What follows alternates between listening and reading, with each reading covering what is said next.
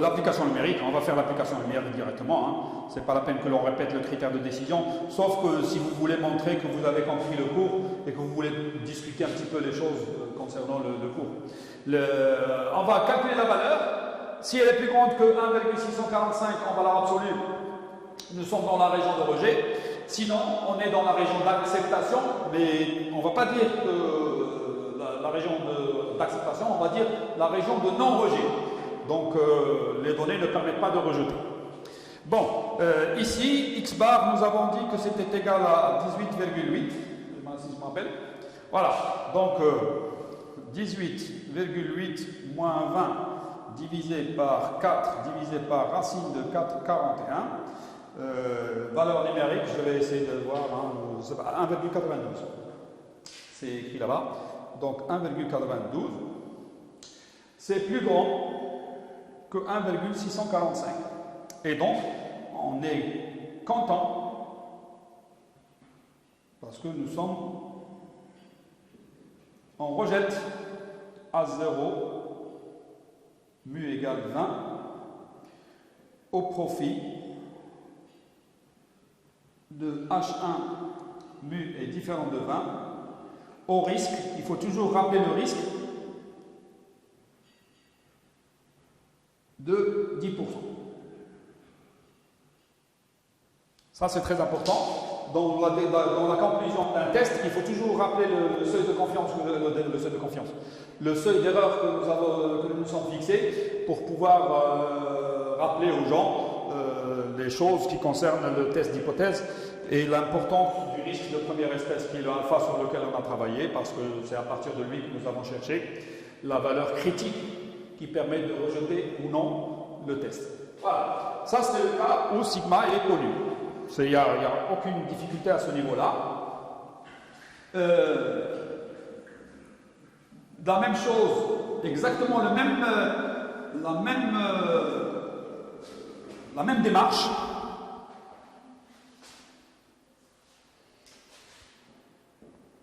Ici, sigma inconnu, estimé par S' égale 3,75. Donc, généralement, pour tous les exercices, pour tous les problèmes qui concernent les tests d'hypothèse, vous devez rappeler que sous l'hypothèse nulle H0 égale ici 20, on a la loi d'échantillonnage. C'est pour montrer au moins que vous savez le cours et donc vous pouvez appliquer, on ne sait jamais, hein, on peut faire des erreurs au niveau calculatoire, mais quand on connaît déjà le début du cours, déjà on a un très grand intérêt. On a une très bonne occasion d'avoir des points dans les examens. Donc normalement, ici c'est x bar moins 20, moins mu, sur S' sur racine de n suit une loi de student. Loi de student à n-1 degré de liberté. Là, je rappelle seulement la loi d'échantillonnage. La valeur 20, je l'ai écrite, je peux ne pas l'écrire, hein, je peux écrire plus 0 si je veux. Mais l'essentiel, c'est que nous savons que nous travaillons sur une loi d'échantillonnage qui est une loi de student. Pareil, pour alpha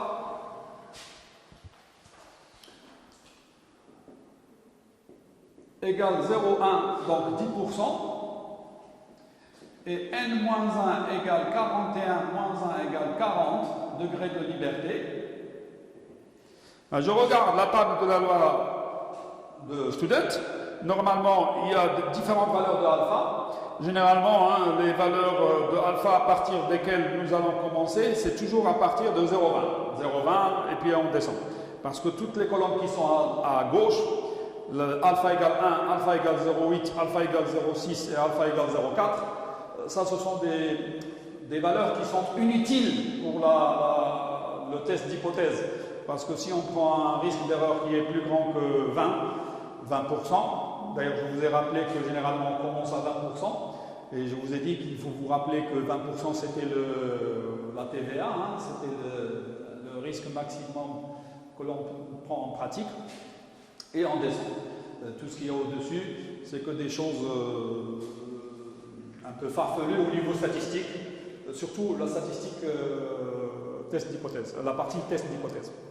Donc, statistique inférentielle, partie test d'hypothèse. Donc, généralement, moi, je barre les 4 premières colonnes, je les barre, ça ne sert à rien. C'est le alpha qui commence à partir de 20% qui m'intéresse. Donc, la 6e colonne, c'est alpha égale 0,1, donc 10%.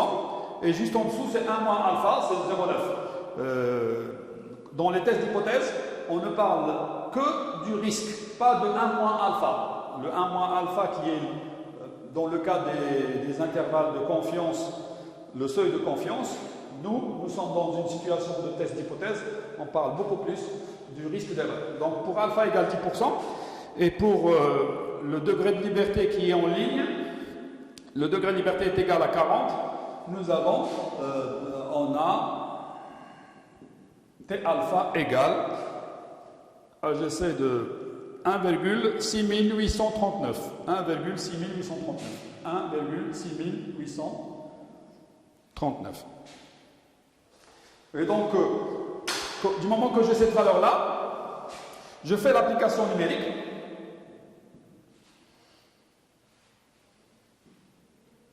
Donc, je l'écris, hein, c'est à partir de la table,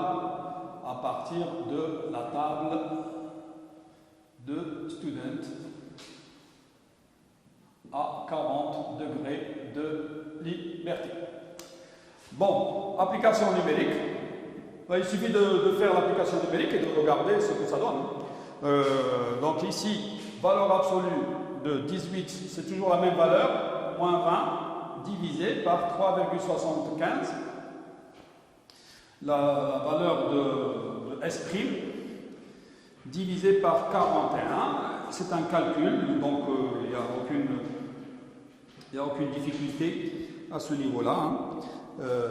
Sur racine de 41, c'est une valeur.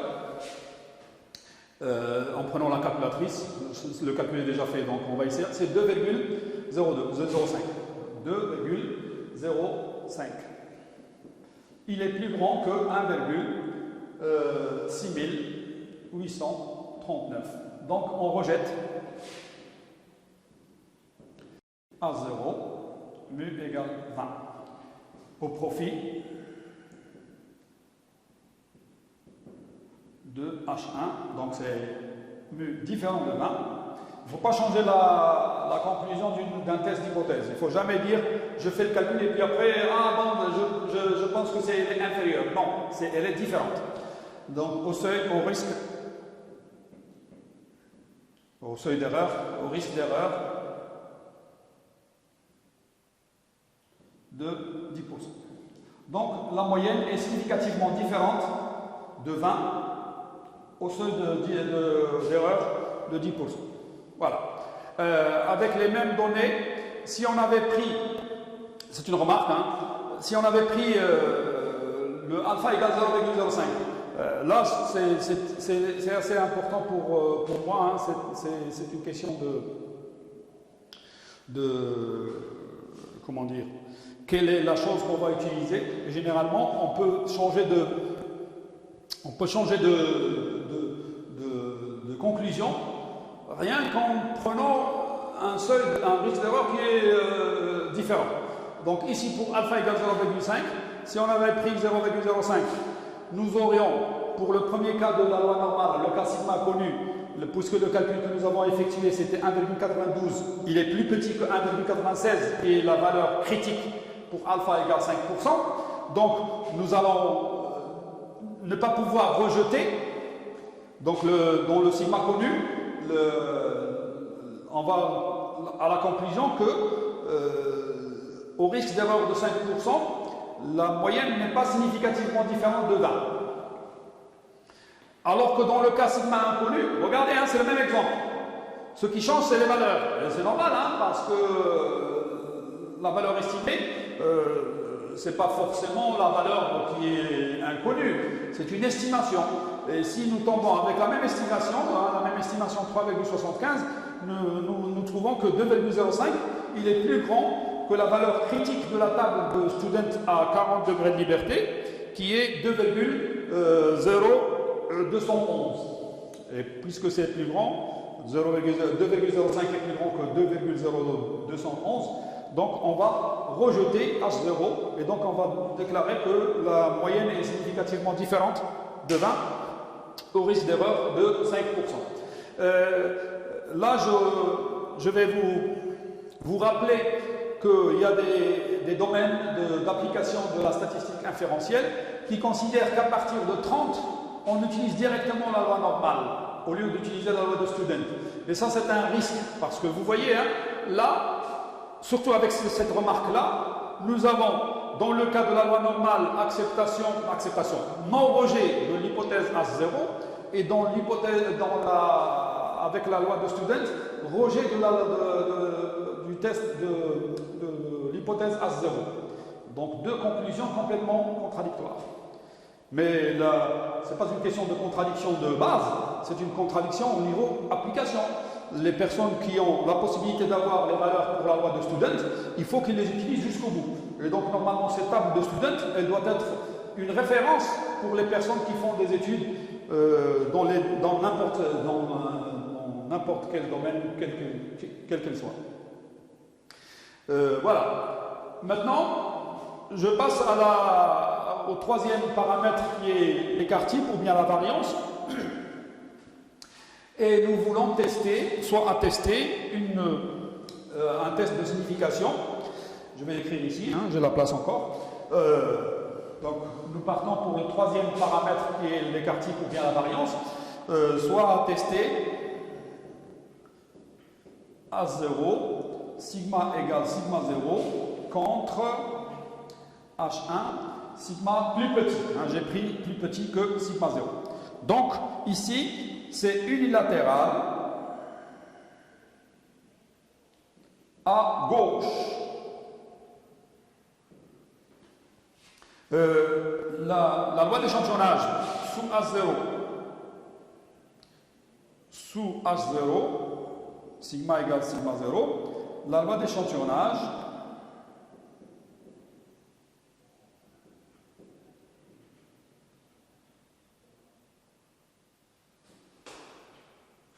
est n-1 S' carré sur sigma 0 au carré. Je considère que l'écart type est égal à sigma 0. Ça suit une loi de Qui2 à n-1 degré de liberté. Loi de Qui2.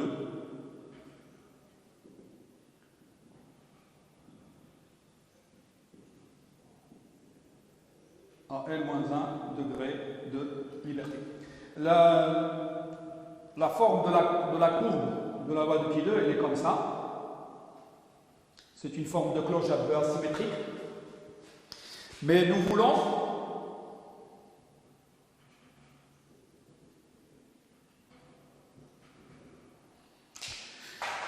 que la région de rejet alpha 100%.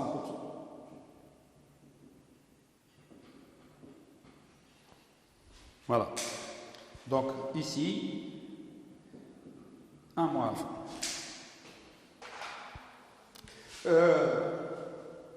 Là, c'est un test unilatéral, donc nous devons chercher sur la table de la loi de Qui2 la première valeur qui est ici.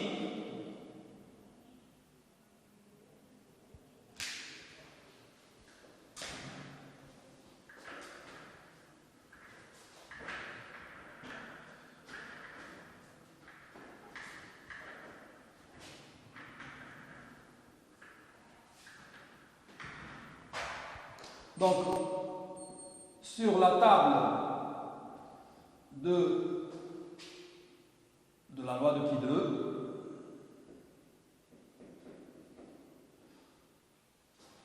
on cherche la valeur critique ou la valeur limite, la valeur qui indice alpha tel que la probabilité que le qui de à n-1 degré de liberté soit plus petit ou égal à qui alpha égale alpha. Donc la valeur qui laisse avant elle une surface qui est égale à alpha. Donc une fois trouvé, on regarde le critère de décision.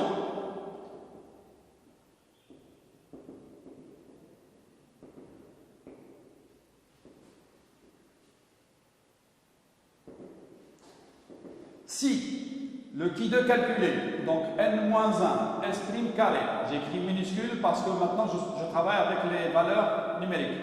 Sigma 0 au carré parce que je travaille sous l'hypothèse A0 que le sigma est égal à sigma 0. Si elle est plus petite que le qui alpha, je peux mettre égal, je peux ne pas le mettre, hein, mais ce n'est pas un problème. On rejette A0 au profit de H1, donc on déclare qu'elle est significativement plus petite que, au risque alpha pris, elle est plus petite que sigma 0. Sinon, c'est la conclusion de la non-possibilité de rejet. Donc, on ne peut pas rejeter, on est désolé de ne pas rejeter A0. On ne peut pas rejeter A0. Voilà, ça c'est une possibilité. Ce qu'il faut que vous sachiez concernant la table de qui 2, c'est une table assez spéciale. J'aurais aimé vous faire c'est en présentiel. On peut faire des petits exemples pour expliquer comment on utilise la table de la loi de qui 2.